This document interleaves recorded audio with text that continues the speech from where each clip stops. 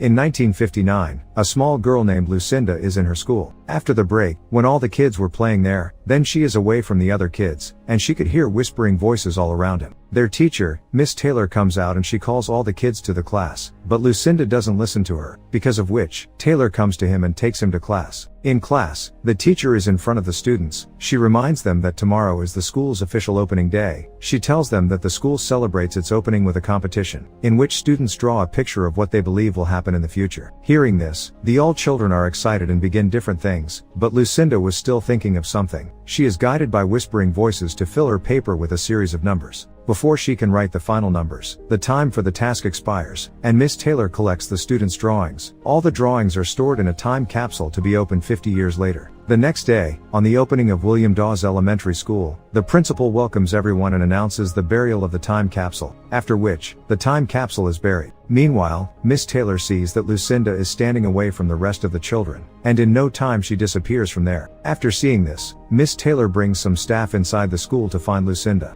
Miss Taylor goes down a staircase and she hears some noise behind a door. On opening the door, she finds Lucinda here scared, with her fingers covered in blood. Actually, Lucinda was writing some numbers on the door with her hand, and these were the same numbers that she couldn't write on her paper. She looks very scared, because she could still hear those whispering voices. After this, we are shown a scene after 50 years. Here we see a man named John, who is an astrophysicist. John has a 9-year-old son named Caleb. John's wife is not in this world, because she died in a fire accident a few years back. He was very troubled by the death of his wife, because of which he used to drink all the time. But he also struggles to move on. The next morning, John brings his son to school, because today is his school's 50th anniversary. Caleb attends the same school, in which Lucinda used to study. Now because 50 years have passed, so today that time capsule will be taken out, and the drawings present in it will be distributed among the children. Miss Taylor comes here on this occasion of anniversary, which was now old. The capsule is opened and the children each receive an envelope. Caleb receives the letter from Lucinda, and opens to find numbers on the paper instead of drawing like everyone else, and notices a figure standing far away from the school, but it's gone when he checks again. At home, Caleb tries to ask permission to go to a friend's place for a sleepover. While talking, his dad notices the paper from the school and queries him about it. He wasn't supposed to bring it home. Once John puts Caleb to bed, he starts to get curious about the list of numbers himself. He accidentally puts a whiskey glass on top of it, and it makes a circle around specific numbers. He puts a set of numbers on a whiteboard, and he quickly realizes that this means September 11th, 2001, of course being the attack on the Twin Towers in New York City, which killed 2,996 people. Lining up perfectly with these numbers, certain that this is just a coincidence, he puts all the numbers on the whiteboard and investigates further. He figures out that the list is full of similar things. Dates, years, and lives lost at specific tragic events such as explosions, crashes, earthquakes, hurricanes, etc. These are all listed in the order that they would have happened since 1959. He uses red circle for the date of the tragedy, and blue for the death count, but there are some uncircled numbers that he can't quite figure out what they mean. So the next day, John meets his friend Phil, and tells him about the numbers written on the paper. He explains that every set of numbers matches a major disaster in date and lives lost, and the predictions of the numbers have been consistent. Even the date his wife died was also there. John tells him there are 3 sets of numbers that hasn't happened yet, and one of them showing, and 81 people would die somewhere tomorrow. Phil refuses to believe, because it's too crazy to be true,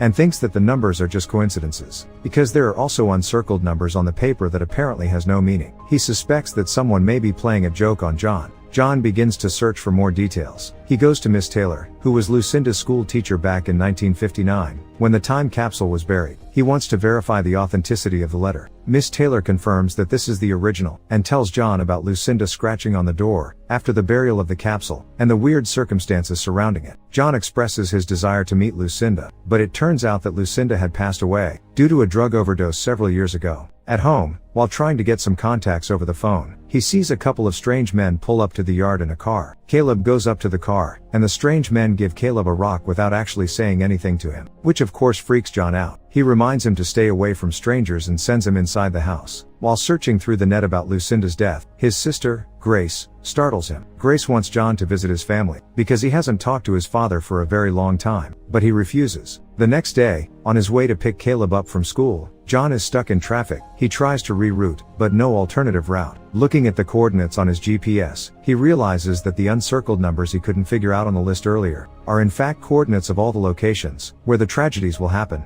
and he is exactly at that location. He leaves his car to find out why the road is blocked. While talking to the police, the prediction happened. An airplane falls to the ground. Several people burn and die while he tries to help. He goes back home while still having trouble believing what just happened. John goes online to search about the accident only to find the report stating that 81 people have died. At night, a strange man walks into Caleb's room. Caleb wakes up and the stranger shows him a revelation of everything being destroyed, while the animals are running for their lives. Seeing this, Caleb screams. His father runs into the room and carries him from the floor. John sees a strange man through the window while holding him up, and runs out looking for him, but he's gone. The next morning, John and his son trail a woman and her daughter to the museum. At the museum, he meets the woman and they introduce themselves. She's Diana, Lucinda's daughter. John later explained to her that he followed her to ask about her mother. Diana becomes upset at the mentioning of Lucinda. John explained that Lucinda's prediction had come true and only 2 remaining, and the last one will happen 3 days later. On October 19th and 33rd people will die. He needs her help. However, Diana leaves with her daughter Abby, saying she cannot help him. At home, there is news of a possible terrorist attacks. John searches the location of the next disaster using the GPS coordinates. He finds the location, a subway station, and tries to warn the police. John goes all the way to the subway station,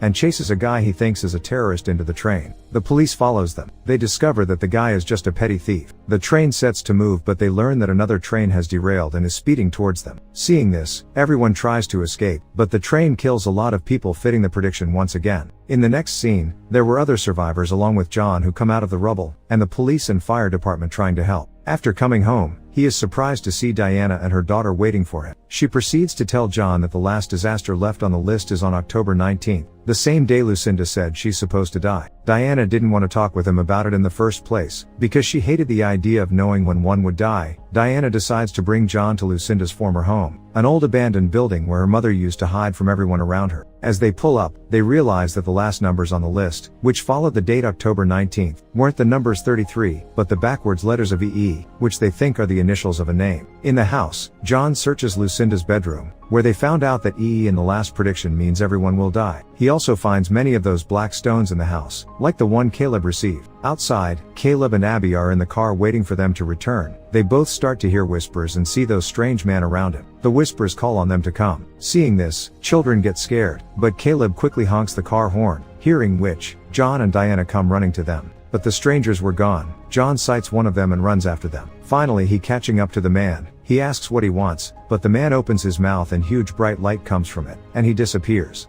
They return to John's house, and can't believe her mother predicted the death of everyone tomorrow, and this could be their last night together. The next morning, John wakes up seeing Abby's drawing. Suddenly, he realizes that the final disaster may have something to do with the sun. John finds that the last prediction, which is tomorrow, was in tandem with the research he had done about super flares from the sun hitting the rest of the solar system, and destroying everything. He quickly goes to the observatory, and checks on the recent readings of the sun, which shows abnormal levels of solar radiation. He thinks that a large solar flare may occur very soon, and that may be the cause of humanity's destruction. Back at John's house, they prepare to go hide in an underground cave, where Diana used to play as a child. It's time to go. He goes to call Caleb, but finds him at his desk writing a similar list that Lucinda did. From what Caleb was writing, he gets the sense that Lucinda's writing on the door 50 years ago was fundamental to the last prediction, so they go back to the school. He removes the particular door, takes it home, and begins to unveil the writing. Diana is impatient and wants to get to the caves before doom comes, so she steals the kids and drives to the caves. John finally gets the numbers from the door, and he assumes this is the coordinate, where they can survive this disaster. But when he comes out, everyone has gone, which prompts him to chase them from behind. Diana stops at a gas station. At the station, she watches the government announce that there's trouble coming and everyone should take shelter, preferably underground. Diana goes to call John to tell him where they are. John tells her that the safe haven might be at Lucinda's old home according to the coordinates, but she's scared and refuses to go there. While still on the phone, the strangers steal her car with the kids inside. She also steals a car, and tries to follow them, but runs into a half-truck. She breaks her neck, and later dies in front of John. At exactly 12 midnight according to her mother's prediction, John drives to Lucinda's abandoned home, and follows a car-ridden path into the bush. He finds many of those black stones there.